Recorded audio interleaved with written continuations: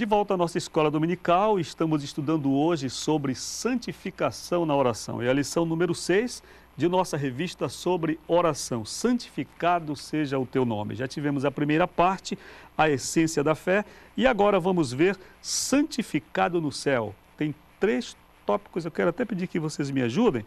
Quais são os tópicos desta parte? Santificado pelos anjos, nome acima de todos e o convite da alma. Vamos então ver santificado pelos anjos, que é a primeira parte. Quando você abre a Bíblia, desde o início, você encontra os anjos. E eles estão em um papel extraordinário, eles estão em serviço ou a serviço de Deus, como seus ministros, e estão em adoração. Os teólogos classificam os anjos em algumas classes, em querubins, em serafins, em arcanjos, os próprios anjos. E nós temos, por exemplo, na visão de Isaías, no capítulo 6 de seu livro, a presença dos serafins. E eles, ali naquela visão do profeta, eles estavam bradando uns para os outros, e eles bradavam pela santidade de Deus. Eles diziam um para o outro, como a concordar, como a afirmar uns para os outros: Santo, Santo, Santo é o Senhor dos exércitos, e toda a terra está cheia da sua glória. A santificação no céu, ela é perfeita. No céu existe oração, enquanto adoração, sim.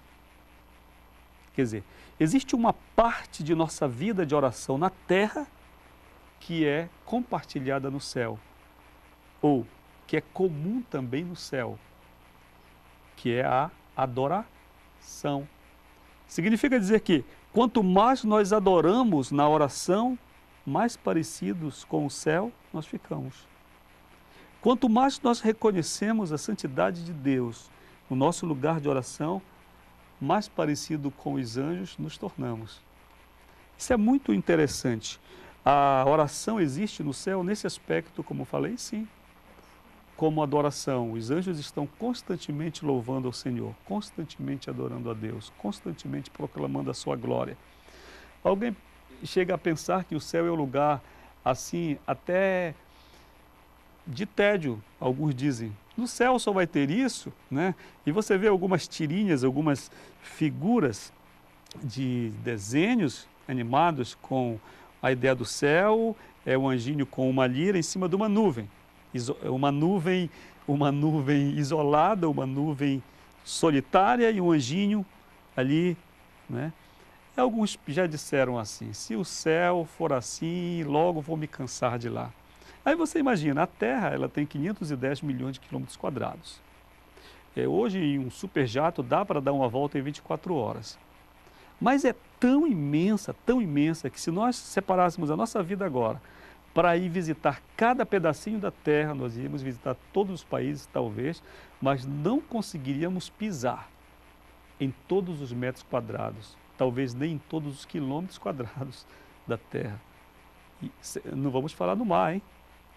Porque 2/3 é água, ou são água. Agora você imagina como deve ser o céu. Não tem princípio e nem fim como Deus. Ninguém vai ficar entediado lá no céu.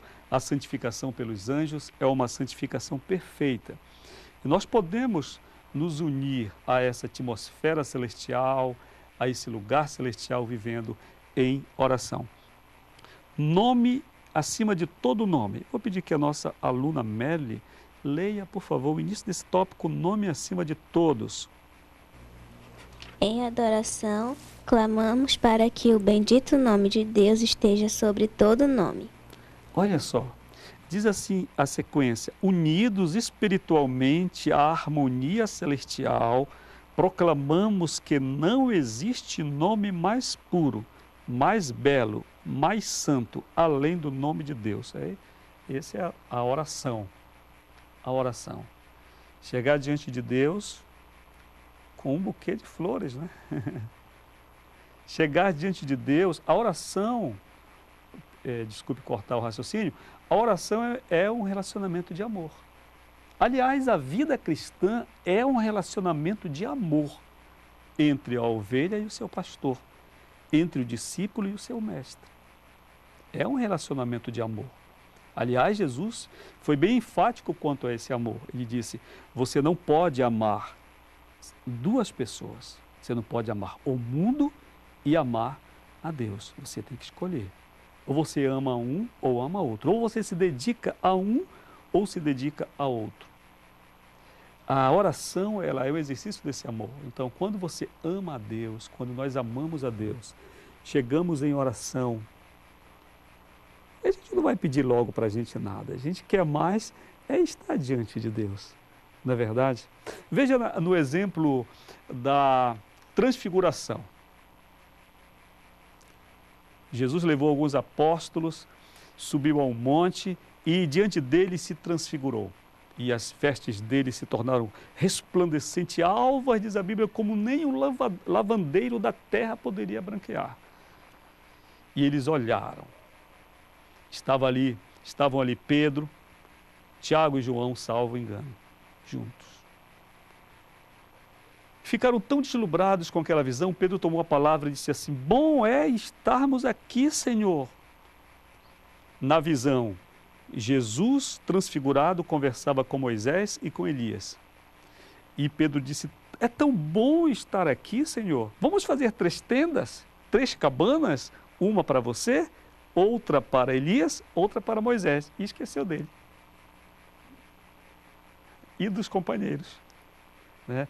Porque quando você está diante de Deus, em oração, em adoração, você é chamado pelo Espírito Santo a negar-se a si mesmo. Você fica tão encantado com Deus que você realmente esquece de si próprio. E a vida cristã vai acontecendo exatamente nesse nível. Nós vamos renunciando a nós mesmos, nós vamos renunciando os nossos amores, as nossas vontades, as nossas paixões terrenas, porque nós descobrimos algo superior, algo muito além, que é o amor de Deus. Isso é maravilhoso. Então, nós temos aqui, como você colocou no início, Merely, o nome de Jesus acima de todo nome. Um grito na oração pela santificação de Deus e que o nome do Senhor esteja acima de todo nome. E isto é, segundo o nosso tópico número 3, um convite da alma.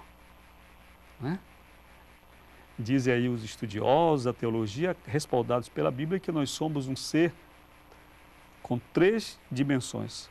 Nós temos, vamos dizer, nós temos corpo, alma e espírito. A gente pede muito para o corpo na oração, a gente pede bastante pela alma e pouco pelo espírito. Aqui a alma está no sentido de espírito, que a Bíblia tem isso. Às vezes é um termo pelo outro. Gente, a lição está muito agradável, a gente vai ao intervalo e volta já para dar sequência.